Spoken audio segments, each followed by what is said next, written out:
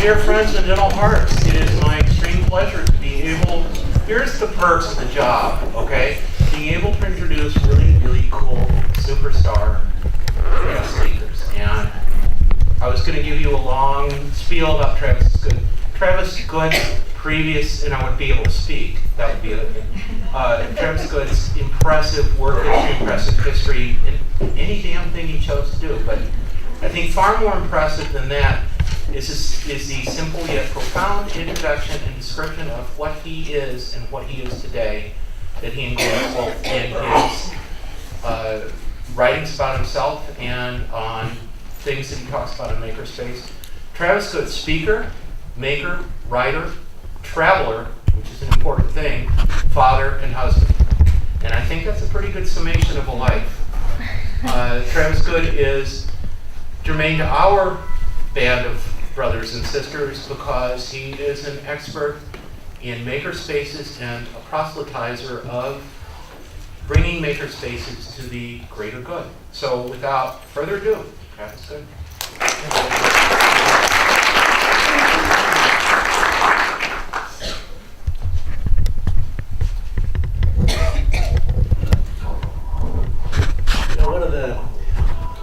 One of the things I get a kick out of is talking about making, because it seems so absurd. I mean, making, it's been around forever, right?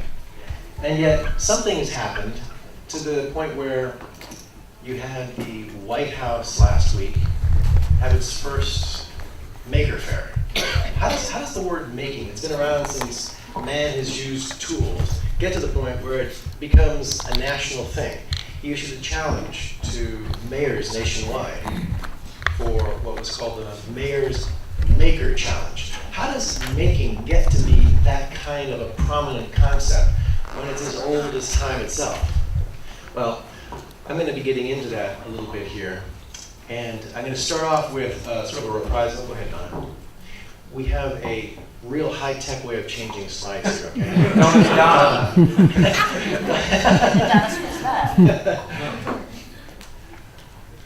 Fire it up, dude.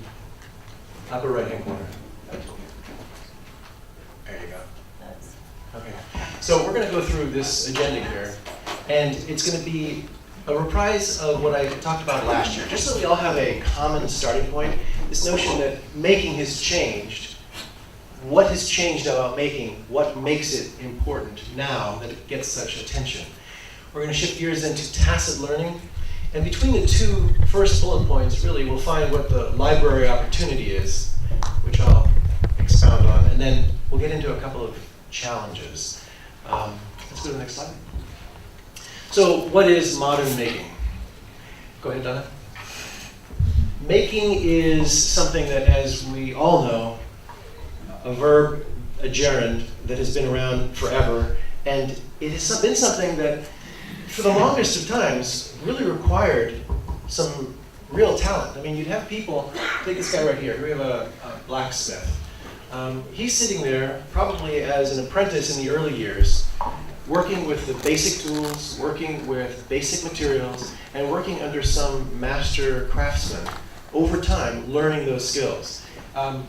His ability to become good at blacksmithing depends on lots and lots of practice, because the tools are really dumb. It's a hammer and an anvil and maybe a fire, and the intelligence that allows him to make things well comes from his hands and his head, where he is learning over the process of doing this many, many times to get good at something.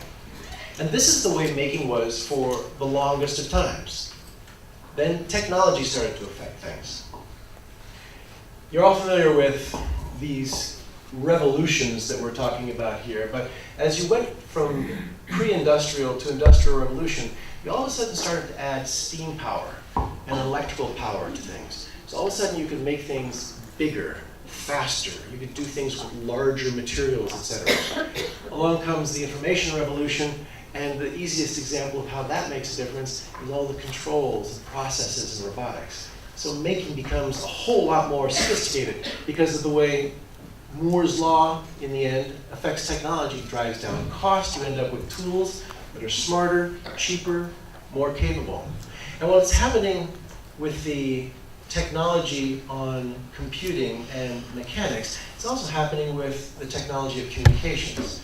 So this blacksmith of days of old lived in a village. When I first heard this, I couldn't even fathom that this was true. Their entire lives were spent within just a few miles of where they were born. People lived in the village that they were born in. They did their trade in the town that they were born in. And all the people who they knew were within just a few miles of where they lived. Then, of course, you ended up with transportation that got people connected. You ended up with telegraphy. You ended up with phones. You ended up with the internet, and all of a sudden the world's very well connected. But this is another thing that has shifted over time and has an effect on making. People are able to do much more collaborating and sharing of designs and things like that, which you couldn't do before. But these forces of technology have been what have affected making. And the way they show up, I'll tell you, is in these forms. So the smart tools, which we'll get into in just a second, and smart electronics that go into these tools are a big part of why making has changed. In addition, there's a philosophy of open source. So if you went ahead and designed something and it was open source, you could put it out for other people to use, and then I could go get that design and I could build from it and improve upon it, change it for my purposes. I put it back out there. The philosophy of open source is another big thing that's affected making.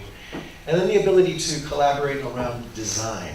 We've been able to collaborate online for a long time, right? But you couldn't collaborate around hardware because hardware was not something that your average guy could do things with. They couldn't make stuff easily because the tools were so difficult to use and it took a long time to become an expert. So there wasn't a lot of collaboration going on online, but these are the factors that have affected making. And usually when you're making, you're sort of pursuing something you care about. So it's a playful activity where you learn, you iterate, you improve. These are the factors that have affected making to make modern making. Let's go ahead and get into some examples of tools. This is where I'm sort of reprising something from last year. It's important for you to understand how smart tools really make things different for a maker. This is a CNC mill. CNC stands for Computer Numerically Controlled Mill. Big technical sounding thing, but the important thing is this mill here has a bit on it, which then goes ahead and precisely removes material. There's a Z-axis, there's a X-axis, and there's a Y-axis. Software that's sitting on your computer screen, let's say it looks like a sign. That software will tell this CNC mill precisely what to cut. Go back to the day of when someone needed to learn to be a woodworker. They started thousands of hours later. They would have understood how to use the tools, and they would have been in a position to really do some nice work. Well, I'm going to give you an example now, next slide, of how this young lady, my daughter, was going to be heading off to Habitat for Humanity to work on building houses. And she wasn't quite sure how to hit nails. Nails were the one thing. She did not want to show up at this thing and not be able to hit a nail on the head. This was her big concern. And so we did a whole bunch of things to get her climbing curves. One of them, though, was to introduce her to a CNC mill. And what we did was we downloaded a design.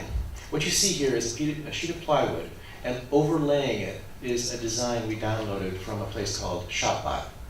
She made a few adjustments. It was branded ShopBot. She didn't want that branding on there. She also wanted to put down some hold-down spots so that it would stick to the table. And then we ran it on the mill. It cut out all these pieces, which she then assembled and stained. And it was a really proud achievement, something that would normally have taken a very, very long time to learn how to design these chairs, these stools, learn how to use the tool, and to produce this result. But because of smart tools and shared designs, she was able to very readily produce something like this. Let's go on to another tool. A CNC mill is a subtractive tool. That is to say, it removes material. So let's say you're starting off with a big chunk of wood, and it'll very slowly move around and remove material. A 3D printer is an additive tool. So it starts with nothing, and you guys have all seen them happen at this point, it builds up from nothing. It shares in common, though, the fact that it's driven by software. In this case, somebody would have gone and downloaded from an open source directory a design of this bunny, and it then would have been inside of some computer that then told this tool how to go about building this. And it would start from the bottom and work its way up. Next slide. Now, as I said in the first example, the CNC mill, my daughter was able to go and change things once she had downloaded it. She removed the program, etc. Well, in this case, she didn't have the patience to print something that was giant, so she reduced it to 25% of its original size. That was easily done in software. She also had a variety of colors, red and blue, and she was thinking politics. I guess it must have been an election year. She said, I want to have these two scowling owls facing each other, one red, one blue. And so she was able to create a mirror image of this. She reduced it in size dramatically, and she created a mirror image. Very simple in this design software. Very empowering for her to be able to find a design, fiddle with that design, and then because the computer is driving the tool, to create this little owl. So that's a second tool, and a second example, in this case an additive tool, of how tools have gotten smart and therefore empowered people. Let's go to the next one. The first two were three-dimensional. You were either growing from a bottom and up additive with the 3D printer, or with the CNC mill, you were starting with material and you were moving material on the way down. As my hand goes up and down, that's the Z-axis. This is a XY axis tool. It's a laser cutter. This little beam of light moves back and forth, front to back, and cuts materials. So it'll cut plywood, it'll cut acrylic, cloth, leather, things like that. But again, you can go out there and find an open source design, as I did. I printed it onto some balsa wood, and I say printed because that's all I did in the software, okay? I brought this thing into, it may have even been like Word or something, and I just hit Command P to print. And what it did is then it cut out these pieces, as you see over there, and I assembled them. Now, notice in here we have a shading that is a mirror of this cut. If you had seen how precisely these pieces fit together, you'd know that it was almost a solid piece once I put it all together. I added glue, but my contribution to this project was not what my daughter had done in the other ones, even less. I said Command P, and then I used Elmer's glue in 10 minutes of holding it together. It was not a big deal, but what a sense of accomplishment to be able to do something like this. What a powerful tool that makes it possible for me to do something like this. And what makes all these tools possible is the electronics that have come from the technology revolutions of the computer and cell phone industries. So it's remarkable what we have packed into these guys. There are so many billions of devices that processors are dirt cheap. And processors sense the world with sensors. It might be a light sensor, it might be a sensor for GPS, it might be a sensor for humidity. Sensors are inputs, and actuators are outputs. So if you want to ring a bell or flip a switch, those are actions, those are actuators. And it is this world of technology that has made smart tools possible. And here's just a few examples. I think you have a petting zoo, right? Have you guys seen the Arduino? Does this look familiar to you? The Arduino up here? Seen these? Okay, good. So the Arduino is sort of a classic prototyping tool for this kind of space. And as you can see, it comes in various forms here. And these are just an example of some variety of sensors and actuators. With the low cost and the philosophy of open source, it's very easy now for someone to say, I want to be able to sense light, have my Arduino be looking for something, and if a condition is hit, ring a bell. You know, somebody can easily do that nowadays because the code is open source and they can download it and people can collaborate around projects. So this is quite an empowering set of electronics that are much more approachable because they're low cost and because of the open source nature of it, and they're finding their ways into tools and also into a lot of projects. Next slide. This is just one example of it. Leah here she's a professor at MIT, and she was going to and from work at dawn and dusk. And she was concerned as she was riding her bicycle that people might not see her signaling. So she took the original Arduino and she created the lily pad. The lily pad is an Arduino. It's a little bit reduced functionality, but you notice the tabs around the outside. Those are so that conductive thread can be attached to the Arduino. So you can sew things into your materials, and in this case, to a series of LEDs that form a right arrow and a left arrow. And you can connect them to the outside here, and you can come up with a really interesting product where if you click on your sleeve, the turn signal goes. So she was able to go to and from work dawn and dusk and not feel so concerned that she might not be seen. And this notion of soft circuits and building electronics into fabrics has just become a huge thing. The lily pad, all the people doing open source sharing, all the projects and collaborations going on, it's just a boom. It's actually created a niche inside the fashion industry. Calgary has been taking on the road around the world a fashion show all about soft circuits and elaborate electronic garments that have been made. And it's a beautiful mashup of traditional sewing and clothing skills with electronics and hardware skills. It's just a beautiful thing, and it's taken off big time because making is so much easier. One more slide. This is just a fun example of how you can enlist or harness the power of makers out there. So if you were the only one that had a 3D printer around, this wouldn't make any sense. But if everybody in this room has a 3D printer, and if everybody is now capable of making things, you can have some interesting things happen. The president of what was then MakerBot was on the Colbert Report. And when he was there, Stephen Colbert got so excited about this whole notion of 3D printing, as he's wont to do, that he went ahead and issued a challenge to all the geeks out there with 3D printers. He said, here's my bust. Go ahead and do whatever you want with it. The world went wild. This is just a small subset of what was done out there, but people were empowered to go ahead and do things. They collaborated around modifying a design, and it was really kind of wonderful. So when it comes to making, there are lots of things that were benefits of making, and they remain benefits of making. There's personal growth, self-expression, sense of accomplishment, all these things that you know come with a job well done. But what's really different now is that because of modern making, it's just available to vastly more people. So many more people can actually now start making because the tools lower the barriers to entry, provide people with access to tools, and to being able to use those tools productively. So there are powerful winds that are blowing. It's technology affecting tools, technology affecting the ability to share open source and to collaborate. These are the factors that make modern making different.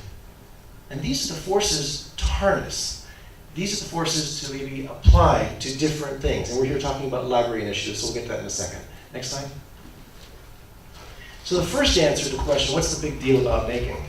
Is making is available to more people, more readily, and at much lower costs. I hope you've seen that through the examples of the different tools that are out there and what people can do. Next slide. But so what?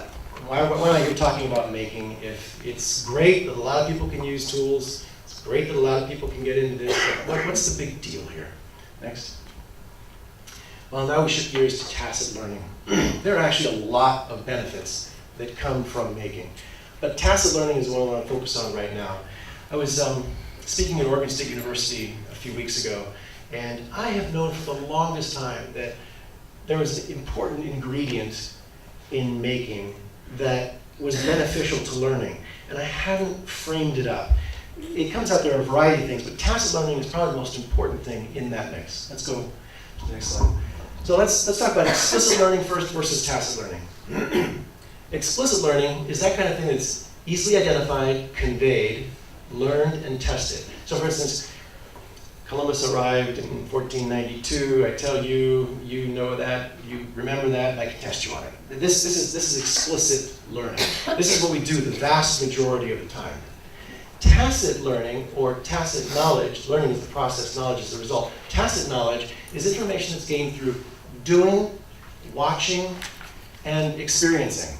It's not the thing that you can easily convey.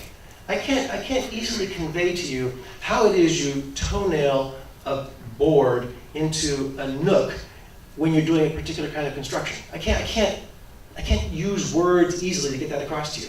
But I could describe it to you when you're there, I could show you. You can try it a few times, and you can get better at it, and you can figure it out. That's tacit learning. It's where you have a base of knowledge, and you can extend it into new learnings. So it's a process. We start with our existing knowledge. That's the foundation. We iterate with a process of try, learn, and regroup. It's an iterative process that through trial and error, you end up learning new things. Then we incorporate that learning, we also incorporate learning from other people who may be mentors or more experienced people.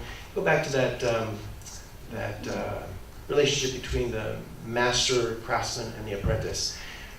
That master craftsman is there to serve a purpose, to convey through showing, convey through experience how the apprentice should go about doing things. This is the tacit learning process. The knowledge gained from that is tacit knowledge.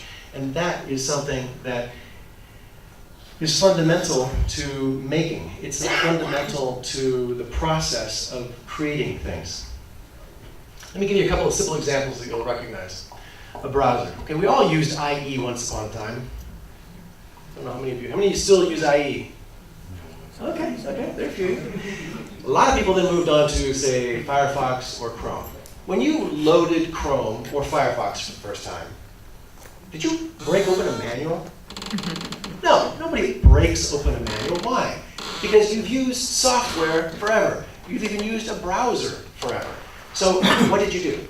You wanted to import your bookmarks? You looked through the menus. You tried to find what might work, what might not work, and eventually you imported your bookmarks. That is tacit learning in the context of software, and that was just a browser example. We already talked about carpentry. When someone starts carpentry, they don't sit down and crack a book open. They may augment the process. You need explicit learning in there. But you're probably going to start with a piece of wood, hammer and nails, saw, and you're going to get practicing and learning through doing and iterating and improving. So here are just some examples of tacit learning in action. Tacit learning is integral to the activity of making. You make things and you develop tacit learning skills. This is a key concept here. If you make things, you develop an important skill. You develop the skill to be able to extend your knowledge, to keep yourself current, to learn new things. And it's always been true. It's not as though modern making somehow makes that different. It's just that it's now available to vastly more people. So tacit learning, something we don't do an awful lot in education right now, is something which making empowers, allows people to understand tacit learning. Let's just put this in, everything that I've said so far, into the context of another example. So when I do 3D printing show and tells or talks, I love to have a little something to give a person so that they can walk away. You know, they looked at that process of going back and forth, and they're sort of amazed at what they're seeing. And if you can give them a little tchotchke to walk away with, then they'll hold it, and they'll look at it, and they'll keep it with them, and they'll talk about it, and it just has a bigger impact on them. So I wanted to design something that was special for an upcoming event that I did last December, which was the first Maker Faire in San Diego. And I started with a powerful tool, in this case, the software. This is called Tinkercad. It's the most intuitive, easy-to-use CAD package you just can't imagine. Next slide.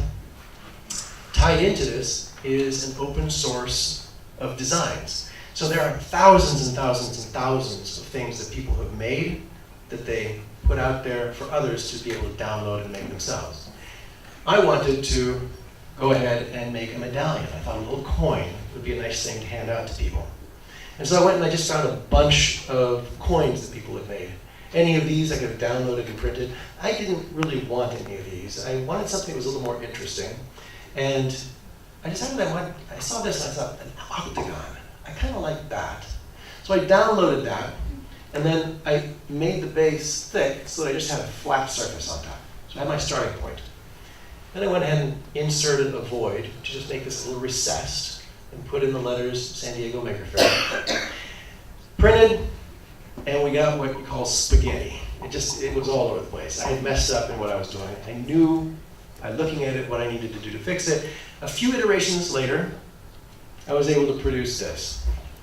Now, if I hadn't taken this very deliberately at an angle, you wouldn't have had the shadow cast and you couldn't have seen it so well. It would have looked like a marshmallow smashed, okay?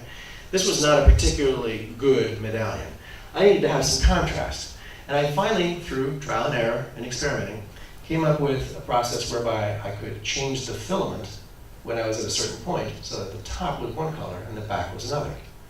And then I had to figure out at what point exactly to do that. I figured out a workflow that allowed me to go from red on the bottom to blue on top, to then blue on the bottom to white on top, and I could start cranking these things out. But it started off with 1, a matrix of 4. I tried 9, a 3x3, that worked.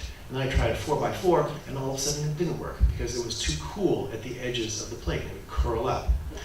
My point here is I'm trying things iteratively, over and over, and I'm learning from my mistakes. Go back one more. There. And so you can see, at some point, I actually was starting to crank stuff out. But it was only because I went through using these wonderful tools and tacit learning process to eventually get it right, and now we have these things in abundance, and we hand them out. So in this example, you can see the powerful tools and the tacit learning in action to create something that I had envisioned to produce. Next slide. So answer number 2 is making, just people engaged in making, helps develop tacit learning skills. Next. But again, so what? Why are we talking about this? It's great the tools are there. It's great that more people can make. It's great that it produces tacit learning skills. But why are we talking about this? Next. Well, I think that there's a way of looking at what making can do in terms of developing tacit skills that provides a great opportunity for libraries. Next. Before I get into what that actually is, let me just tell you that those trends that we talked about that affected making, the technology that affected tools, the technology that affected communication, it's also affected us as human beings. You know, the rate of change, the pace of change that we live with has gotten faster and faster and faster. The rate of change of the world has increased, the pace of generating new knowledge has increased, the volume of information we're responsible for has increased. This is hard for humans to just sort of keep up with as the rate of change increases and we have to cope. And just some examples of how it manifests itself. You know, innovation has slowed, which is key to economic growth. And why? You know, if people can't solve problems because everything is changing so much around them, they're not as able to try and iterate and come up with new ideas. Unemployment is stubbornly high, but employers can't fill jobs. So there's a mismatch there. That is to say, the jobs that need to be filled aren't held, the skills that are required for those jobs aren't held by people who are unemployed. If people could learn new skills by having developed tacit learning know-how, then they could keep themselves current. They could stay on top of things better. Tacit learning is potentially a partial remedy to adapting to all this change. Next. As a society, we have a coping problem. We're not dealing very well with this increased pace of change. There's a slowness you can feel. It's like we're not quite able to keep up. We don't adapt all that well. We need to learn constantly, and the way we teach people nowadays doesn't teach them to learn by themselves under their own volition the way they could if they were introduced to tacit learning skills. So we need to extend what we teach people to include tacit learning. And I can't think of a better place to do that in libraries. You know, I've talked to a lot of libraries. I hear about a lot of different missions. This is my distillation. I'm sure nobody actually has this mission, but it's my variation on it. To deliver tools and programs for lifelong learning. And obviously, tools in the recent decades have been computer access, books, you know, your digital media, all that kind of stuff. Programs, things you guys all know. for lifelong learning. And to incorporate a lot of what we're talking about, it's not that difficult to envision where tools might be extended to new realms, programs can be extended to include those tools, and learning still remains at the core of the mission, but now it includes tacit learning as well. There's a clue in how making and tacit learning in the context of a library and its mission can provide for a new way of extending services to patrons. So answer number 3 to what's the big deal about making is that it offers libraries the opportunity to empower patrons, that's not what I wrote, but that's what I meant, with tacit learning through modern making. Next slide. So that leads to a challenge. You know, next slide. I was going to say, don't be incremental. Libraries have been doing programs and been making forever. There are kids programs, there are adult programs, but what I've been talking about here is big tool changes, that is smart tools in the context of the library, and that's a quantum leap. And you can't very well bring something like that into the context of a library when the culture doesn't currently embrace that, when it's too far of a stretch for most people to feel comfortable with. It needs to be eased in, but it should probably be eased in with the big notion of these smart tools and programs around those smart tools, and the ability for people to then learn tacit learning skills so that they can be empowered to keep themselves current, learn how to stay valuable in their jobs, learn how to teach themselves new skills. And so to harness the power of macro forces, these tools and all the forces that technology is having to change making, the technology of modern making to gain the most advantage for the future of libraries and its patrons. So let me read that in its toto. Harness the power of macro forces of technology on modern making, so harness that, to gain the most advantage for the future of libraries and its patrons. Let's go to the next slide. This list right here is 4 ideas that I wanted to just share with you. And I was motivated to put this list together because last year, dealing with the same issue of how can you make it comfortable for libraries to get into making, one of the teams that was here took on the challenge of working with Instructables, which is a website with tens of thousands of projects. And they created a site, a library front end on that site called makeitaturlibrary.org. And it set it up so that it was a way for librarians to say, I want to do things that are for beginning making. I want to do it with this age group. I want to do it with paper. What kind of projects could I do? And then to have librarians be in a position of commenting on these things, making suggestions, putting curriculum together, to make a resource that would make it easy for libraries to start doing more making. And I thought that that would be a way that you could ease people into something that might otherwise be uncomfortable, but give them a comfortable path. So these are 4 things that I wanted to just share with you as ideas.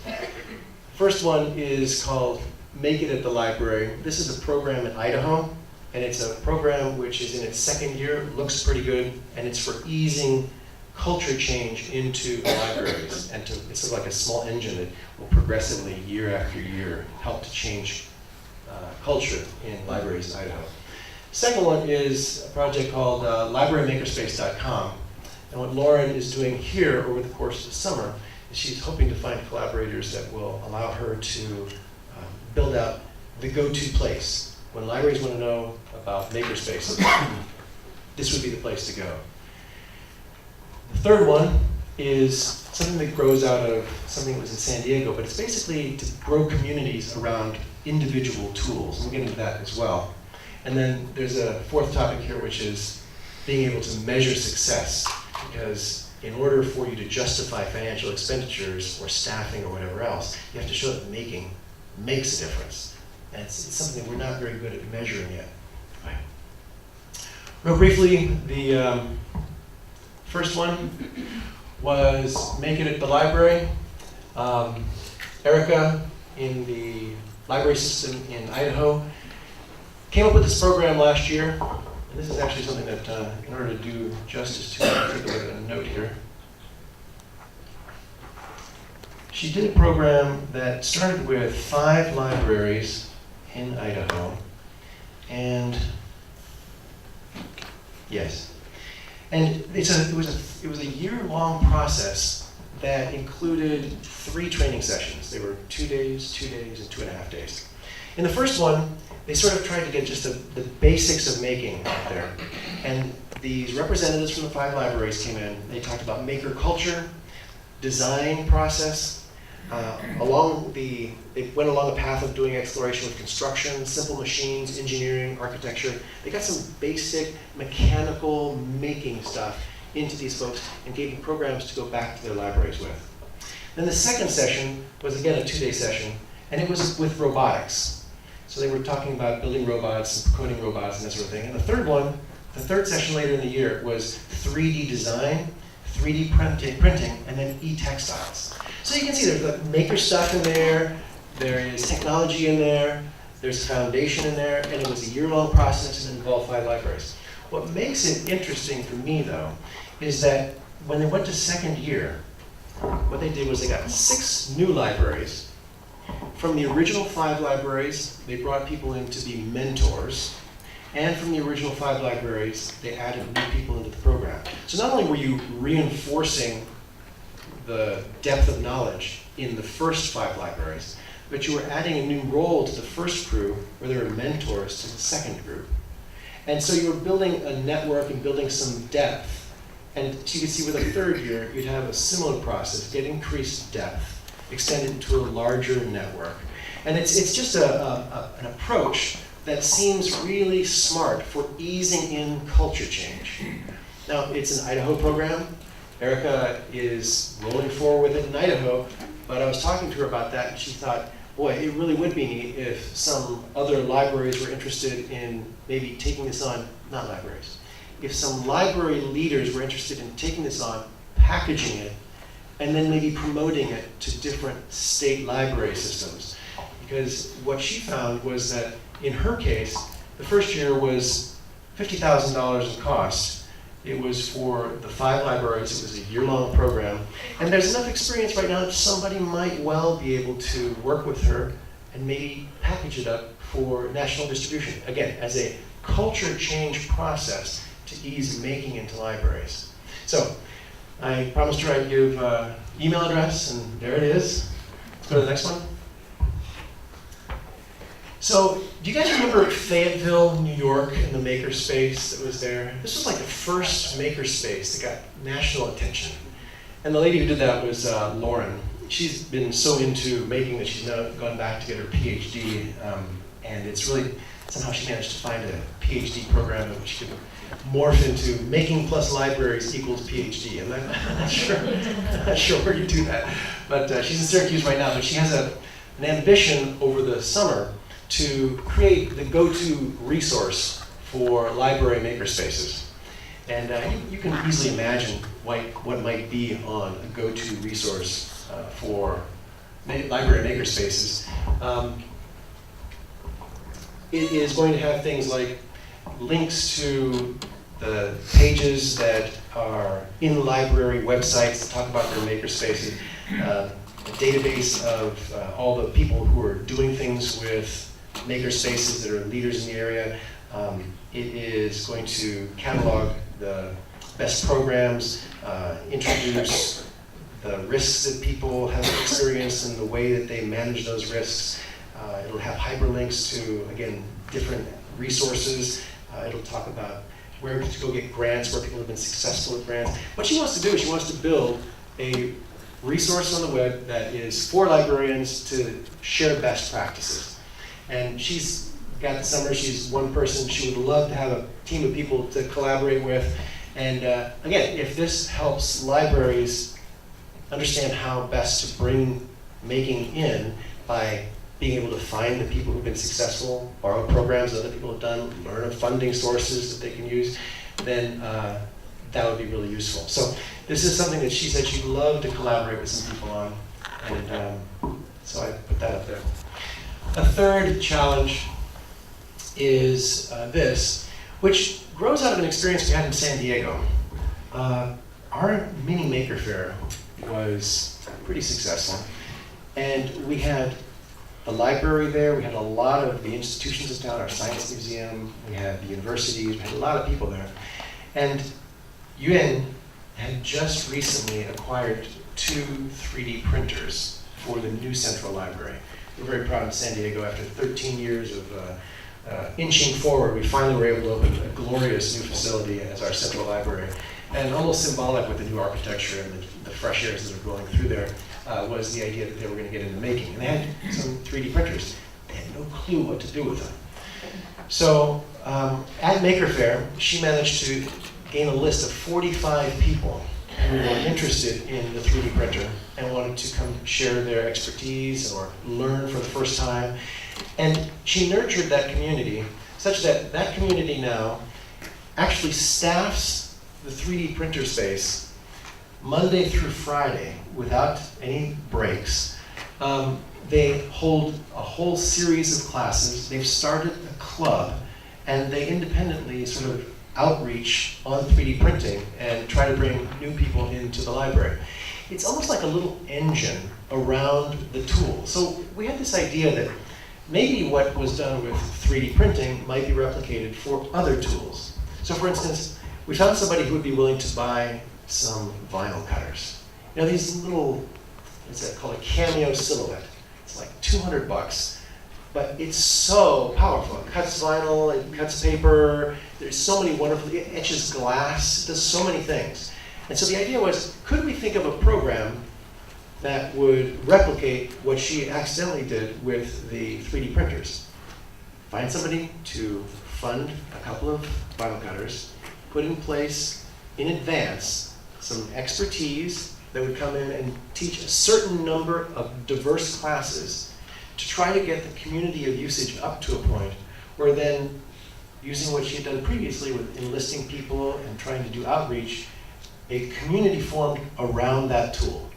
So it's one thing to go off and try to say to administration, we need a 3D printer. It's another thing to go off to say to friends of the library, you know, if we had $800, we have this program that we think could build a community around this wonderful tool, and it could bring making into our library. The idea that we had here was, what if there were a variety of people who knew of one another working on, say, bringing vinyl cutters into a library, and they shared how they did it, and they shared what programs they did, etc., and it became packaged so that then other libraries could say, oh, you know, we really want to get into making. We don't have it in our budget, but if we started with 2 3D printers, here's a path we could go down. This is what we could do. If we want to do vinyl cutting or laser cutting or whatever, this is what we could do. And the idea would be to work with Yun and try to figure out just how this kind of a program could be set up and then propagated to other libraries so that you didn't have to go from the top down to get funding for tools and bring making in. You could turn to external sources and preconceived programs start generating communities around particular tools.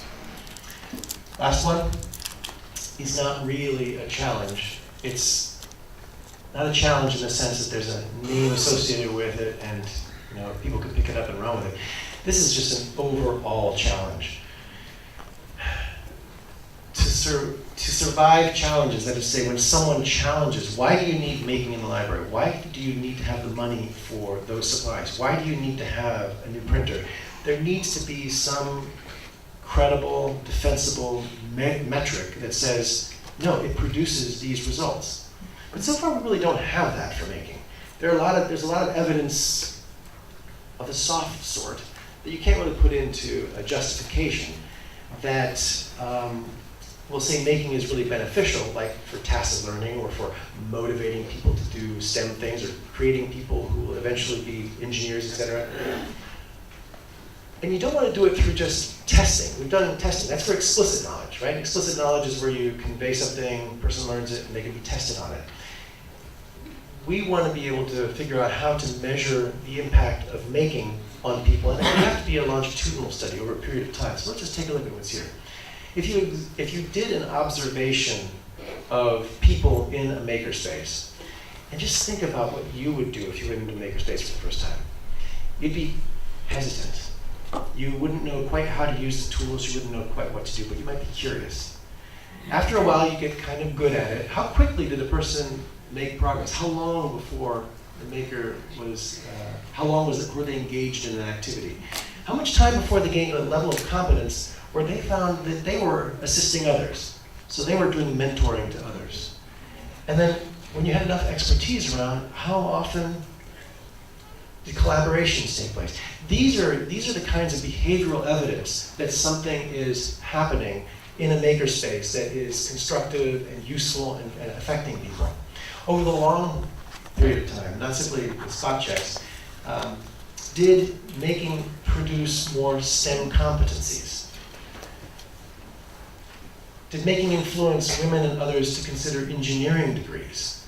If the population is 12% women going to engineering, and it's 40% out of this community that had something to do with a makerspace, it's kind of important, it's kind of impressive, And so this ability to measure the impact of making on people and be able to use it as justifications when you're trying to get funding or trying to defend a makerspace or whatever, this is missing. I don't know where the answer will reside, but it's something that if we had it, we could all benefit from it. So I know Erica Compton, which is the person who's doing the Idaho program, and I also talked about this. We'd love to be able to figure out how this can be done and measured. So we threw it out there as a more nebulous challenge that really does need to be addressed for the benefit of making in libraries. So, next slide. These were the four. We're transitioning to the Q&A phase here, but this presentation was called, So What's the Big Deal About Making? I'm hoping that what you see is that the big deal about making is that it affords you a huge opportunity, a place that I have always felt was a go-to place for learning, to be able to take advantage of these huge winds of change in a constructive way to bring making into libraries so that all your patrons can start benefiting by developing tacit learning skills, being more capable of keeping themselves current and competent in this ever-changing world. So your challenge, go for it. Thank you.